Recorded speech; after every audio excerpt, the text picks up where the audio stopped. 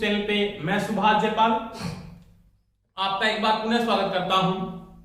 दोस्तों, अपने जो इलेक्ट्रिक थ्योरी का क्रेस्ट को स्टार्ट किया था, आज अपने उसकी नेक्स्ट क्लास स्टार्ट करने जा रहे हैं। जिसमें टॉपिक चला था अपना चुंबक, और चुंबक में आज जो टॉपिक पढ़ने जा रहे हैं वो पढ़ेंगे विद्युत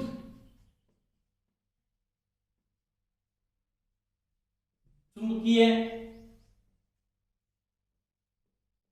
प्रेरण का नियम, इलेक्ट्रोमैग्नेटिक इंडक्शन के नियम के बारे में बात करेंगे। और ये जो नियम था ना, ये किसका नियम है तो वो सभी को पता है दोस्तों। ये जो नियम प्रतिपादित किया था वो किसने किया था? वो किया था माइकल फैराडे ने। माइकल फैराडे, इसके द्वारा इलेक्ट्रोमोटिव फोर्स को पैदा किया गया था। किस रीजन से हुआ था उसकी मैं बात करता हूं। जिस प्रकार से दोस्तों अपने पहले टॉपिकों में पढ़ा है कि सबसे पहले आपने किसकी खोज की थी? आवेश, चार्ज। क्या था? आवेश। इसके बारे में दोस्तों सबसे पहले बात की थी, यानी कोई भी परमाणु था ना वो आवेश होता है। एक में पॉजिटिव चार्ज आता है, एक में नेगेटिव चार्ज है, या आवेश बराबर है तो क्या कंडीशन होती है। और जब आवेश को मैंने क्या किया था? गतिमान किया था। आवेश क्या हुआ? गतिमान हुआ। उसके कारण क्या पैदा हुआ था? इलेक्ट्रिकल करंट फ्लो हुआ था, विद्युत धारा पैदा हुई थी। क्या पैदा हुई थी? विद्युत धारा।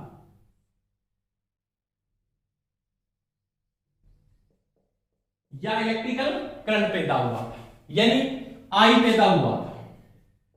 दो मैंने बात की थी, दो आपके पास अलग अलग आवेश है, दो अलग अलग चार्ज बॉडी में, दोनों में चार्ज है, दोनों में आवेश अलग अलग है, तो उसमें आपका इलेक्ट्रिकल करंट क्या होता है? फ्लो होता है वो हाई पोटेंशियल से लो पोटेंशियल से की ओर, यानी उच्च विभव से निम्न विभव की ओर आपका क्या होता है? आवेश फ्लो हो जाता है।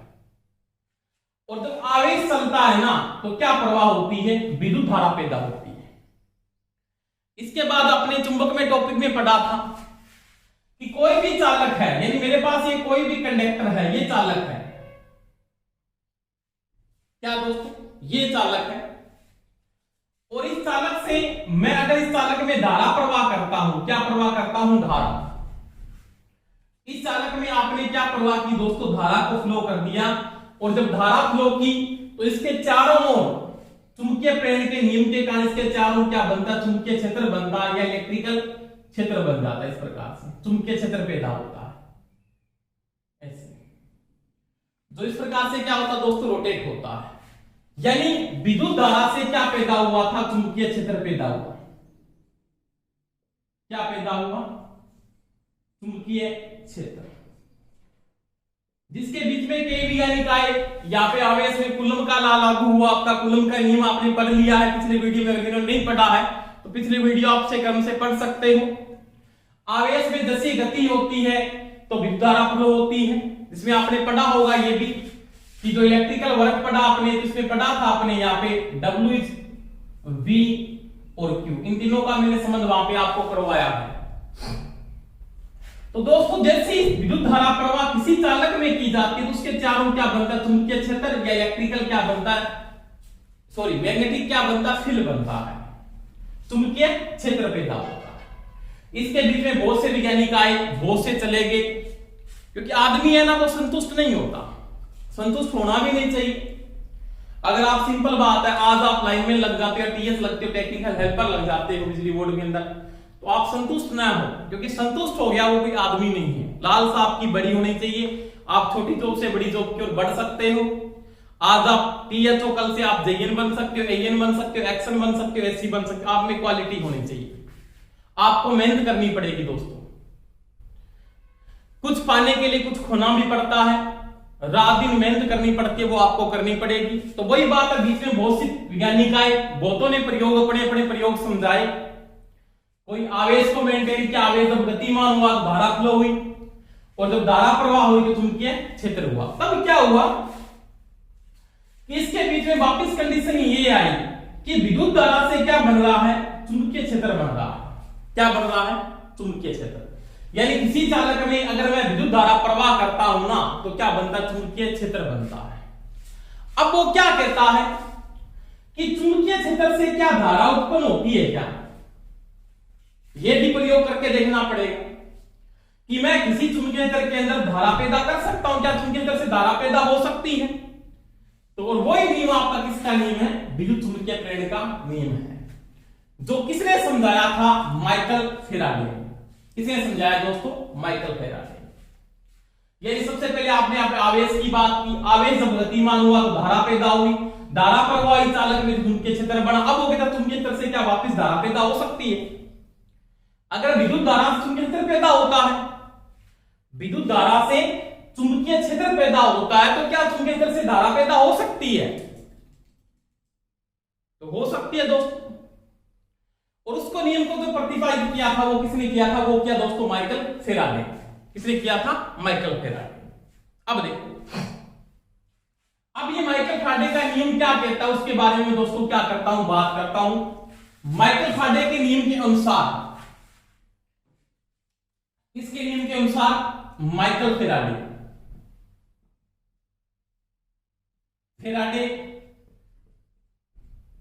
का विद्युत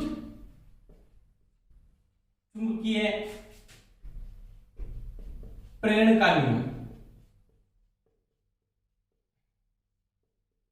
इसकी दोस्तों अपने क्या करेंगे, बात करेंगे। माइकल फैराडे के बेसिक यही नियम है, ऐसे नहीं बोल सकते माइकल फैराडे का भी चुंबकीय प्रेरण का नियम है, जो आपके पास चुंबकीय क्षेत्र के अंदर क्या होता है दोस्तों, लागू होता है, मैग्नेट में लागू होता है। जैसे माइकल फैराडे का विद्युत अपघट्य का नियम भी है, जो अपने बैटरी या सेल या रासायनिक क्रिया में अपने यूज करते हैं, उसको पढ़ेंगे आगे टॉपिक में, कोई समस्या नहीं आएगी। ये सबसे पहले क्या कहता है कि माइकल फैराडे का जो विद्युत चुंबकीय प्रेरण का नियम है, तो वो क्या कहता है कि मैं कोई भी कुंडली को लेता हूं, जैसे मेरे पास एक कुंडली है, ये कुंडली है,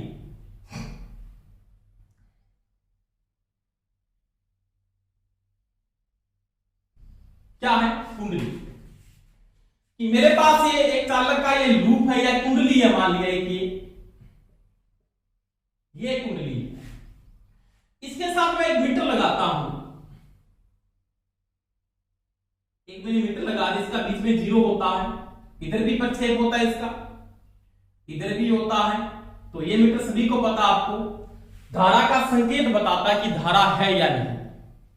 और इसके लिए आप किस मीटर का उपयोग करते हो, गैल्वेनोमीटर का। किसका मीटर का उपयोग करते हो, गैल्वेनोमीटर।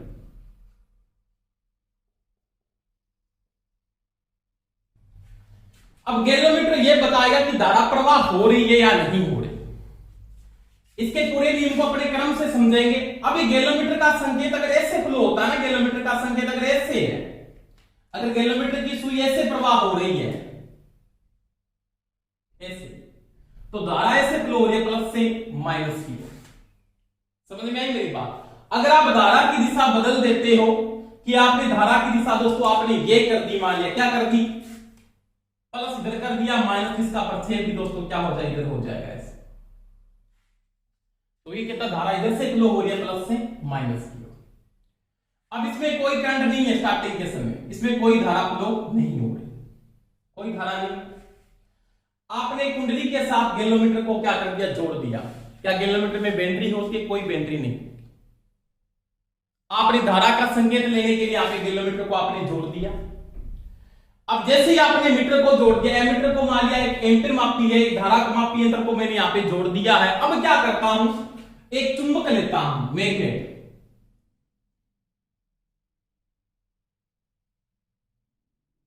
ये चुंबक है, इसमें 2 पोल, एक एन पोल है और एक क्या है, एस पोल है। समझ में आई दोस्तों मेरी बात।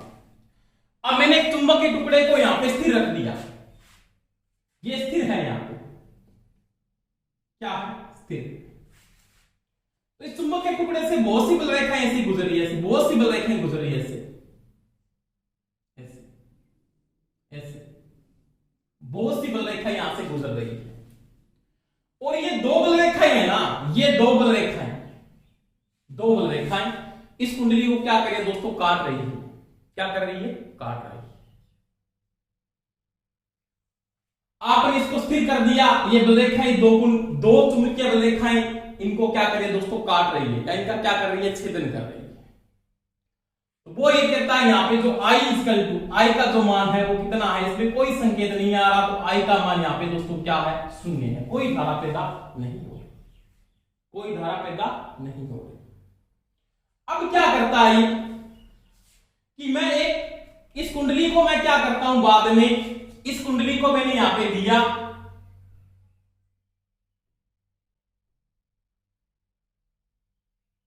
ये कुंडली है,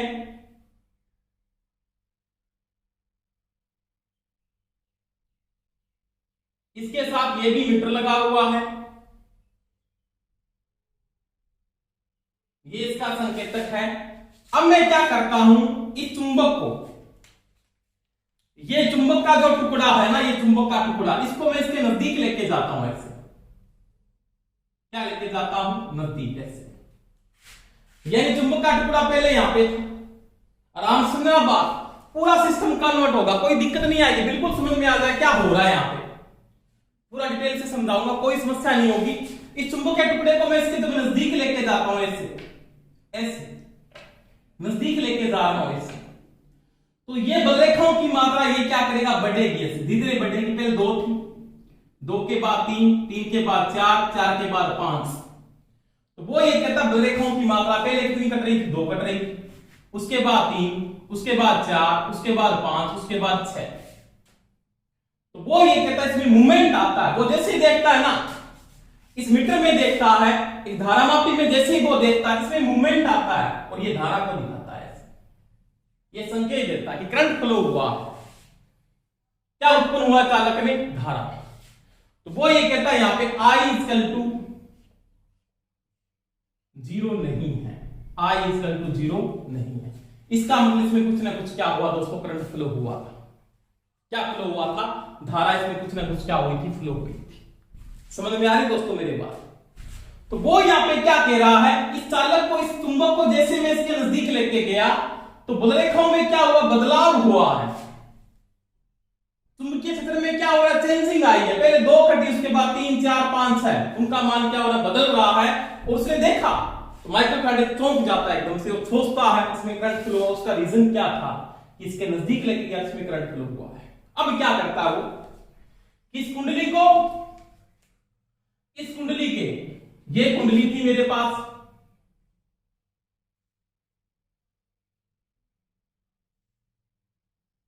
ये कुंडली थी, ये यहां पे एम्पीमीटर आपका जो धारामापी था, इस कुंडली के नजदीक लाके इस मैग्नेट को वो क्या कर देता है दोस्तों, रोक देता है, ऐसे रोक देता है। अब रोक दिया तो रोक देने के बाद यहां पे बलरेखा के नजदीक में बिल्कुल आने के बाद ये 6 बलरेखाओं का ऐसे क्या करें दोस्तों, छेदन कर रही है। बलरेखाओं कितनी छेदन हो रहा है, 6, स्थिर हो गई। उस समय वापस वो कहता I = क्या हो गया, 0, क्या हो गया, 0, क्या हुआ, 0। अब वो कहता है यहां पे बलरेखाओं का मान बढ़ा, परंतु बलरेखाएं क्या कट रही है, स्थिर कट रही है, क्या कट रही है, स्थिर। और यहां पे जो करंट की वैल्यू दिखाई जा रही है, उतनी दिखाई जा रही है, वो दिखाई जा रही है 0, कोई करंट फ्लो नहीं हो रहा। फिर वो क्या करता है, फिर इसी प्रयोग के द्वारा वो क्या करता है, आपका फिर इस कुंडली के अंदर से, ये कुंडली है, ये आपका यहां पे एम्पीमीटर लगा हुआ है। मैं एक बार देख रहा हूं पूरा कैमरे में आ रहे हैं, नहीं आ रहा, बिल्कुल सही है। अब इस चुंबक को यहां से क्या कर रहा है, ये मैग्नेट था, इस मैग्नेट को दूर लेके जा रहा, वापस यहां से वापस क्या लेके जा रहा है, दूर लेके जा रहा है, वापस क्या लेके जा रहा है, दूर लेके जा रहा है। तो पहले 6 कट रही थी, उसके बाद 5 हुई, उसके बाद 4 हुई, उसके बाद 3 हुई, उसके बाद वापस क्या हुई, 2। फिर चुंबकीय बलरेखाओं में क्या पैदा हो रहा है, डिफरेंस हो रहा है, इसको दूर लेके जा रहा है। और डिफरेंस पैदा होते ही क्या हुआ, वो कहता I = 0 नहीं है, यानी धारा पैदा हुई है, परंतु एक यहां पे कंडीशन हुआ, यहां पे ट्विस्ट आया। माइकल फैराडे के दिमाग में एक नया ट्विस्ट देखने को मिला। उसने देखा क्या कि पहले एम्पीमीटर संकेत ऐसे कर रहा था, अब वो कैसे कर रहा है, धारामापी ऐसे संकेत कर रहा था, वो अब कैसे संकेत कर रहा है, ऐसे संकेत कर रहा है। गैलोमीटर सॉरी एमीटर नहीं। अब ये संकेत की दिशा इसकी क्या हुई, चेंज हो रही है। अब ये ऐसे संकेत घूम रहा, पहले क्लॉकवाइज घूम रहा था, अब क्या घूम रहा है, एंटी क्लॉकवाइज घूम रहा है। तो ये दोस्तों उसने 4 कंडीशन करके देखी। अब इतनी बात बताने के बाद आपके बिल्कुल दिमाग में समझ में आ गई होगी क्या हो रहा है, समझ में आई कि नहीं है दोस्तों। यानी वो ये कहता है क्या कि चुंबक और चालक के बीच अगर सापेक्ष गति नहीं है, चुंबकीय क्षेत्र और चालक के बीच अगर सापेक्ष गति नहीं है तो कोई धारा पैदा नहीं होगी। कोई इलेक्ट्रोमोटिव फोर्स की मैं इसके बाद बात करूंगा क्या होता है, कोई धारा पैदा नहीं होगी। इन दोनों कंडीशनों के अंदर ये दोनों चालक आपके क्या थे, स्थिर थे। ये भी स्थिर था, यहां पे मैग्नेट ये भी स्थिर था और ये भी स्थिर था, परंतु यहां पे क्या है, सापेक्ष गति है। क्या है दोस्तों, सापेक्ष गति। यहां पे भी है और यहां पे भी क्या है, सापेक्ष गति है। ये गति ऐसे हो रही है और ये गति ऐसे हो रही है, जिसके कारण धारा की दिशा क्या है, विपरीत है। परंतु यहां पे इलेक्ट्रिकल करंट दर्शा रहा। इसका मतलब आपको विद्युत पैदा करनी चुंबकीय प्रेरण के नियम से, तो आपको पहली कंडीशन है चुंबकीय क्षेत्र और चालक के बीच में सापेक्ष गति होनी चाहिए। चाहे तो आपका चुंबकीय क्षेत्र चले और चाहे आपका चालक चले। ऐसे नहीं कि मैंने यहां पे मैग्नेट को चला, जरूरी कि मैग्नेट ही चलता है। आप चालक को भी रोटेशन कर सकते हो, इसके नजदीक ला सकते हो ना, बिल्कुल ला सकता हूं, मूवमेंट करवा सकता हूं। जैसे मेरे पास ये मैग्नेट है, मान लीजिए ये मैग्नेट स्थिर कर दिया, चालक को नजदीक ले आओ तो डिस्टेंस आएगा बलरेखाओं में, क्योंकि दूरी पे क्या होती है, बलरेखाएं कम होती, नजदीक आई बलरेखाओं का मान क्या होगा, बढ़ेगा।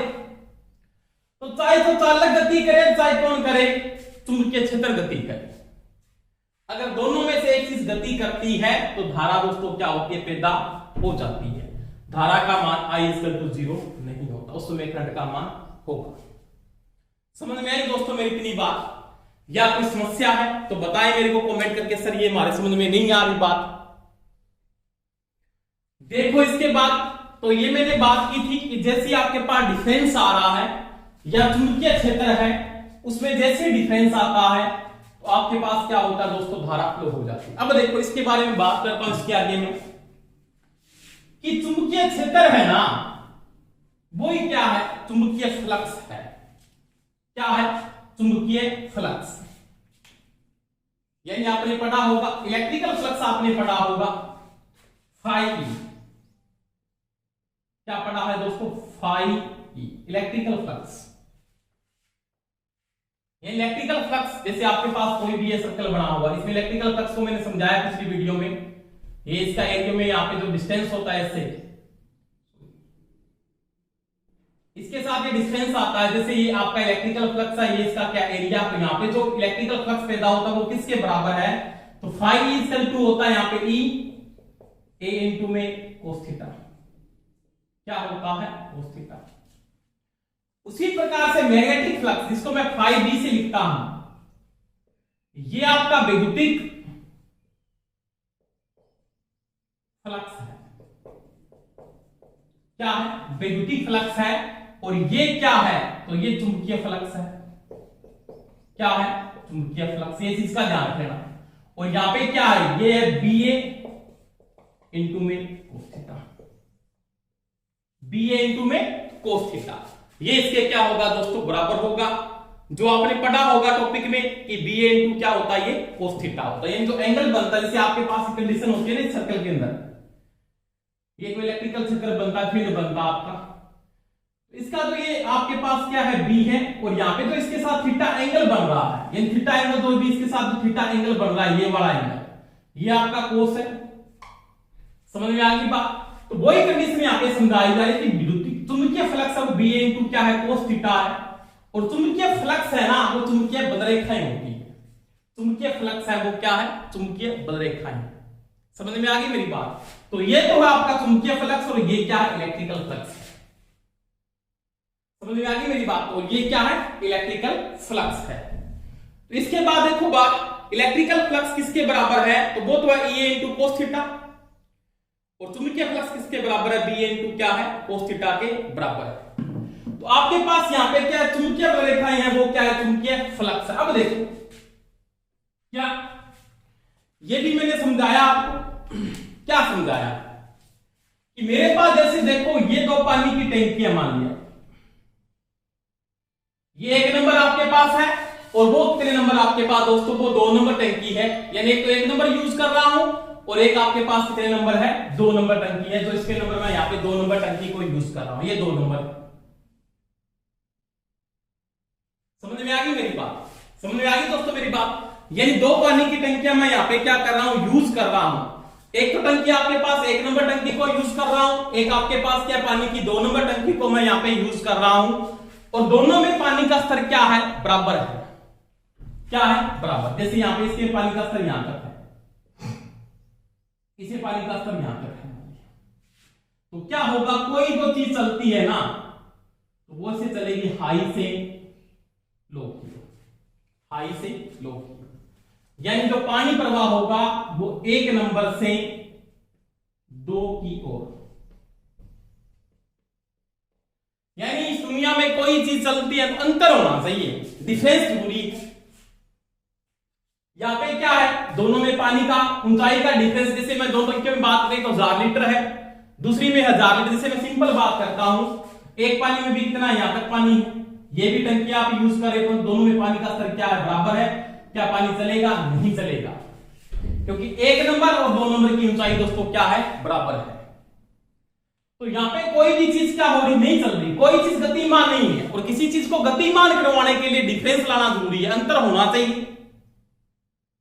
समझ में आ रही मेरी बात? तो डिफरेंस होना चाहिए।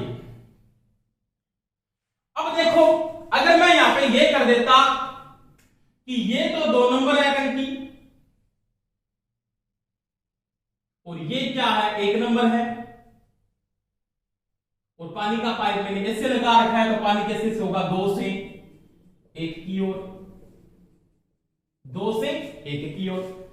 तो क्या हुआ? ये हाइट पर है, ये नीचे है उसमें। तो मैं सिंपल बात करता हूं, मात्रा डिपेंड नहीं कर रही, दोनों के बीच में अंतर होना बहुत जरूरी है, मात्रा डिपेंड नहीं कर रही है। जैसे मैं सिंपल बात करता हूं, 2 टंकियां मान लिया, 2 टंकियां हैं, इसमें भी 1000 लीटर पानी है, इसमें भी 1000 लीटर पानी, दोनों का लेवल 100 फुट की ऊंचाई पे क्या पानी दोनों में फ्लो हो सकता है? नहीं फ्लो हो सकता। परंतु ये 1000 पे 500 पे है, तो क्या पानी 1000 से 500 की ओर फ्लो हो जाएगा। तो दोस्तों यहां पे क्या है? डिफरेंस होना जरूरी है। वही बात मैंने यहां पे की है कि दोनों के बीच में अंतर आना चाहिए। क्या होना चाहिए? डिफरेंस होना चाहिए, तभी कोई चीज क्या होगी? चलेगी। आपने यहां पे डिफरेंस किया है, यहां पे फिक्स था, 2 कट रही थी, कोई डिफरेंस नहीं। यहां पे क्या होता है? 2 कटी, 3 कटी, 4 कटी, 5 कटी, 6 कटी, अंतर आ रहा है, तो क्या हो रहा है? करंट फ्लो हो रहा है। हो रहा है कि नहीं हो रहा? समझ में आई होगी बात मेरी? यहां पे डिफरेंस आ रहा है तो करंट फ्लो हो रहा है, यहां पे डिफरेंस नहीं है तो कोई करंट फ्लो नहीं हो रहा। अच्छा है तो 6 भी है, चाहे 1000 मीटर की ऊंचाई पे लिख दो, 2 टंकियों को 1000 मीटर की ऊंचाई पे रख दो आपने, दोनों का लेवल बराबर, दोनों में पानी का स्तर बराबर, तो नहीं फ्लो होगा। समझ में आ रही है मेरी बात? आपने क्या किया? एक की ऊंचाई ज्यादा कर दी, एक की कम कर दी, फिर आपका पानी क्या होता है दोस्तों? फ्लो हो जाता है। अब देखो यहां पे क्या हुआ, यहां पे भी डिफरेंस आया है। क्या आया था? मैंने लिखा था यहां पे कि 6 5 4 3 2 1, यहां पे डिफरेंस आया है। परंतु क्या था? यहां पे देखो पानी वाली पहली वाली टंकी में क्या था? पानी 1 से 2 की ओर फ्लो हो रहा था। अब क्या हो रहा है? आपका डिफरेंस उल्टा चल रहा है, 2 से 1 की ओर फ्लो हो रहा है, 2 से 1 की ओर पानी फ्लो हो रहा है, क्योंकि आपने डिफरेंस क्या है? चेंज कर दिया। एक की हाइट ज्यादा होगी, एक की क्या होगी? तो कोई चीज चलती है वो हाई से किसकी ओर चलती है? लो की ओर चलती है।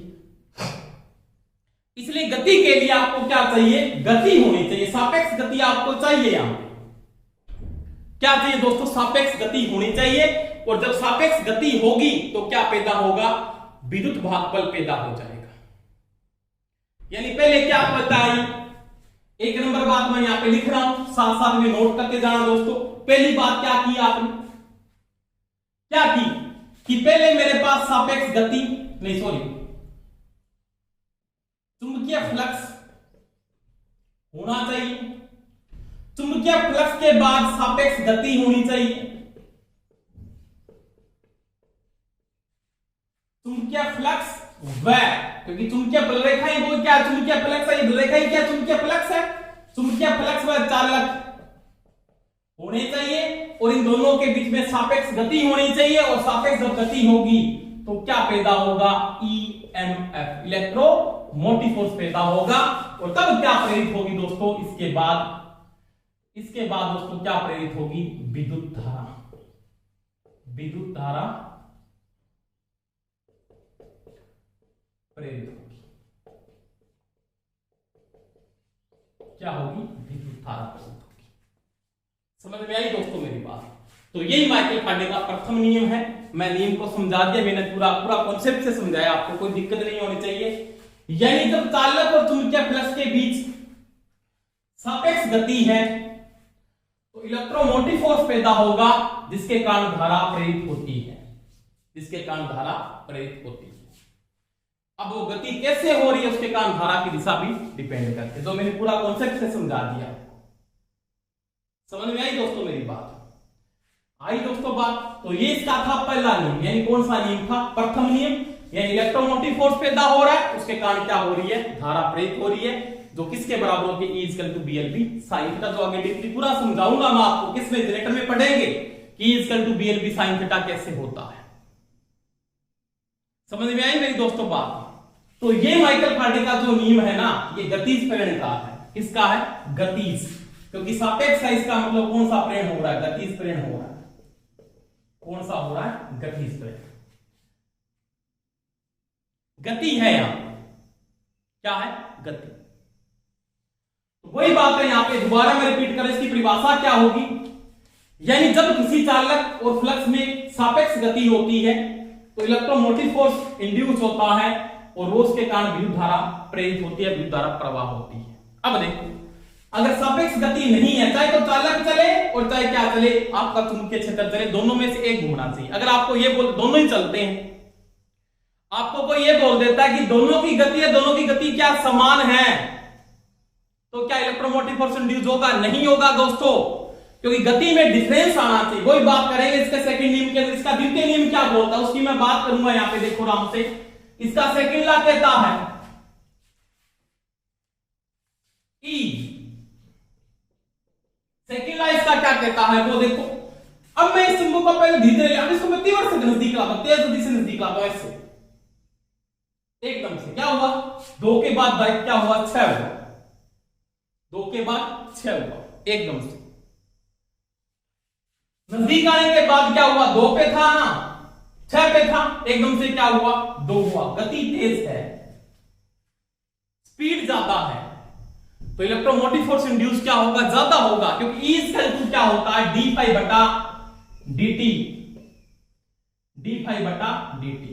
डिफरेंस ऑफ फ्लक्स बटा डिफरेंस ऑफ टाइम अगर ज्यादा होगा तो इलेक्ट्रोमोटिव फोर्स ज्यादा इंड्यूस होगा, अगर ये कम होगा तो इलेक्ट्रोमोटिव फोर्स कम इंड्यूस होगा। इन दोनों के बीच में सापेक्ष गति अगर ज्यादा होती है तो ये डिफरेंस ऑफ फ्लक्स बटा डिफरेंस ऑफ टाइम क्या होता है, ज्यादा होता है। एक तो मैं धीरे धीरे लेके जा रहा हूं, चल रहा हूं, बिल्कुल सुनो सुनो इसे। एक आप तेजी से चल रहे हो ऐसे, एक तो बिल्कुल आप क्या करें दोस्तों, धीरे धीरे इस मैग्नेट को मैं धीरे धीरे पास में लेके जा रहा हूं, ऐसे बिल्कुल। तो बोल रहे भाई धीरे धीरे 2 3 4 5 ऐसे कर रही है, तो डिफरेंस क्या आ रहा है, कम आ रहा है ना। क्या हुआ, 2 के बाद क्या हुआ, यहां पे देखो 2 के बाद क्या हुआ, 3 हुआ, फिर 4 हुआ, एक का डिफरेंस चल रहा है, एक का डिफरेंस है ना, तो इलेक्ट्रोमोटिव फोर्स कम इंड्यूस हो रहा है। अब मैंने क्या इसकी स्पीड बढ़ा दी मैग्नेट की, इस मैग्नेट था नजदीक एकदम से लेके गया, 2 के बाद क्या हुआ, 6 हो गया, डिफरेंस कितने का आया, 4 का आया। तो डिफरेंस अगर ज्यादा तो इलेक्ट्रोमोटिव फोर्स क्या होगा, ज्यादा होगा, होगा कि नहीं होगा, होगा ना दोस्तों, होगा। वही बात है, मेरे पास ये चुंबक है, इसका क्या यहाँ पे 6 था पहले मैक्सिमम फ्लक्स, चुंबकीय वजह 6 कट रही थी मान लिया, एकदम से दूर लेके गया, कितनी होगी? 2 होगी। डिफरेंस कितने का है? 4 का है। तो डिफरेंस क्या है? ज्यादा है, तो इलेक्ट्रोमोटिव फोर्स भी क्या होगा? ज्यादा इंड्यूस होगा। अब ये डिफरेंस डिपेंड करता है कि ज्यादा हो रहा है या कम हो रहा है, उसके कारण इलेक्ट्रोमोटिव फोर्स के क्या होता है दोस्तों? समानुपाती होता है। तब मैं लिखता हूं E equal to D phi बटा dt। डिफरेंस ऑफ फ्लक्स बटा डिफरेंस ऑफ टाइम अगर ज्यादा होता है तो इलेक्ट्रोमोटिव फोर्स इंड्यूस क्या होगा? ज्यादा होगा। अगर ये कम होता है तो इलेक्ट्रोमोटिव फोर्स इंड्यूस क्या होगा दोस्तों? कम होगा। तो ये इसका कौन सा नियम है? सेकंड नियम है। कौन सा है? सेकंड। समझ में आई दोस्तों मेरी बात? पहले में मैंने बात की थी कि चालक और चुंबकीय फ्लक्स के बीच में अगर सापेक्ष गति है तो इलेक्ट्रोमोटिव फोर्स इंड्यूस होगा, उसके कारण विद्युत धारा प्रेरित होती है। दूसरी वो ये कहता है कि इसकी गति अगर कम ज्यादा करते तो कोई डिफरेंस आता है? बिल्कुल आता है। एकदम से 2 से 4 किया तो डिफरेंस आपका अगर ज्यादा है, डिफरेंस अगर आपका ज्यादा है तो इलेक्ट्रोमोटिव फोर्स ज्यादा होगा। डिफरेंस आपका कम है तो इलेक्ट्रोमोटिव फोर्स कम होगा। समझ में आई दोस्तों मेरी बात? तो ये इसका क्या है? सेकंड नियम है। अब देखो, इसके बाद एक बात और भी आती है, E इक्वल टू लिखा जाता है माइनस डी फाई बटा dt। माइनस डी फाई बटा dt। तो ये किसका नियम है? ये लेंस का नियम है। इसको अपने नेक्स्ट वीडियो में पढ़ेंगे, लेंस का नियम, ये नेगेटिव क्यों हो जाता है इसकी बात करेंगे दोस्तों। समझ में आई दोस्तों मेरी बात? तो ये किसका नियम था? ये जो मैंने बात की थी, ये की थी मैंने माइकल फैराडे के नियम। किसके नियम की बात की? माइकल फैराडे के नियम की दोस्तों मैंने क्या की? बात की। यानी E equal to D phi बटा dt ज्यादा हो रहा है तो इलेक्ट्रोमोटिव फोर्स ज्यादा है, अगर ये कम हो रहा है तो इलेक्ट्रोमोटिव फोर्स का मान क्या है? कम है। समझ में आ रही है मेरी बात? यहां पे मैंने दोबारा से रिपीट कर रहा हूं बात। पहले आपका चुंबकीय क्षेत्र यहां पे भी स्थिर था, इसके मैं नजदीक रखता हूं तो भी मैंने जाके इसको स्थिर कर दिया। ये स्थिर था ना, तो आपकी चुंबकीय रेखाएं मान ले कितनी कट रही थी? 2 कट रही थी। कितनी कट रही थी? 2। धारा कितनी थी? 0। अब मैं धीरे धीरे नजदीक लेके गया, 2 3 4 5 से मान बड़ा डिफरेंस आना शुरू हो गया। इसका मतलब सापेक्ष गति दोनों के बीच में आने शुरू हो गई, चुंबकीय फ्लक्स और चालक के बीच में। इलेक्ट्रोमोटिव फोर्स इंड्यूस हुआ, उसके कारण धारा यहाँ पे प्रेरित होती है। समझ में आई दोस्तों मेरी बात? फिर मैंने क्या किया? इसको नजदीक जाके इस चुंबक को मैंने रोक दिया। बलरेखाएं कट रही जरूर है, परंतु कितनी कट रही है? अच्छा, स्थिर हो गई। इसका मतलब दोनों के बीच में सापेक्ष गति नहीं थी, तो धारा का मान दोस्तों क्या था? I इक्वल टू यहाँ पे संकेत था 0, कोई करंट फ्लो नहीं होगा। सापेक्ष गति नहीं, सापेक्ष गति नहीं तो करंट फ्लो नहीं होगा। फिर मैंने इसको दूर लेके आया, कैसे? 6 के बाद 5, 5 के बाद 4, 4 के बाद 3, 3 के बाद 2, ऐसे। तो फिर सापेक्ष गति हुई, धारा फ्लो हुई, परंतु सापेक्ष गति में धारा की दिशा क्या होगी? चेंज। पहले ये से घूम रहा था मीटर क्लॉकवाइज, अब एंटी क्लॉकवाइज दिशा दिखा रहा है। इसका रीजन क्या है? क्योंकि आपने क्या उसका क्षेत्र चेंज किया। मैंने कहा था हाई से लो की और लो से हाई की ओर। आपकी टंकी 1 से 2 की ओर पानी फ्लो हो रहा है, क्योंकि इसका लेवल हाई पे है और इसका लो पे है। अब इसका हाई पे 2 का, इसका क्या है? लो पे है, तो धारा की दिशा भी उसी के अनुसार चेंज होती है। मैंने बात की थी, किसी भी चीज को गति करवाने के लिए आपको डिफरेंस लाना पड़ेगा, अंतर होगा तो ये आपकी कोई वस्तु फ्लो होती है। अब देखो, मैंने इस पहले नियम के अनुसार चुंबकीय फ्लक्स और चालक के बीच में सापेक्ष गति इलेक्ट्रोमोटिव फोर्स इंड्यूस हुआ। अगर गति दोनों के बीच में नहीं है तो विद्युत धारा का मान क्या था? 0 था। समझ में आई दोस्तों मेरी बात? अब यहाँ पे ये मत सोच लेना कि चाहे तो चालक गति करे और चाहे चुंबक करे, दोनों में से एक चीज को गति करना पड़ेगा, चाहे चुंबकीय क्षेत्र घूमे और चाहे चालक घूमे, कोई दिक्कत नहीं है। अब मैंने क्या किया? दूसरे नियम में इसकी स्पीड को बढ़ाया एकदम से 2 से 6, 2 से 10, तो डिफरेंस क्या हुआ? ज्यादा हो रहा है। पहले डिफरेंस कितने का? 1 का डिफरेंस आ रहा है। 2 से 6 और 6 से 2 डिफरेंस बढ़ रहा है। पहले क्या? 6 से 5, 1 का डिफरेंस। और डी फाई dt अगर ज्यादा होता तो इलेक्ट्रोमोटिव फोर्स क्या है? ज्यादा है। अगर ये कम होता तो इलेक्ट्रोमोटिव फोर्स का मान कम है। तो ये दोस्तों था इलेक्ट्रोमोटिव फोर्स, तो किसका था? माइकल फैराडे का विद्युत प्रेरण का। इसकी दोस्तों मैंने बात की। इसके बाद देखो, ये आता है माइनस डी फाई बटा dt, जो किसका नियम है? लेंस। और अपने इसको लेंस के नियम में नेक्स्ट वीडियो में पढ़ेंगे। दोस्तों क्लास आपको अच्छी लगी है तो सभी लाइक जरूर किया करो। और आप सभी अपने दोस्तों को सब्सक्राइब कराओ जितना हो सके उतना, और सभी को शेयर भी करो। धन्यवाद, बेस्ट ऑफ लक, जय हिंद।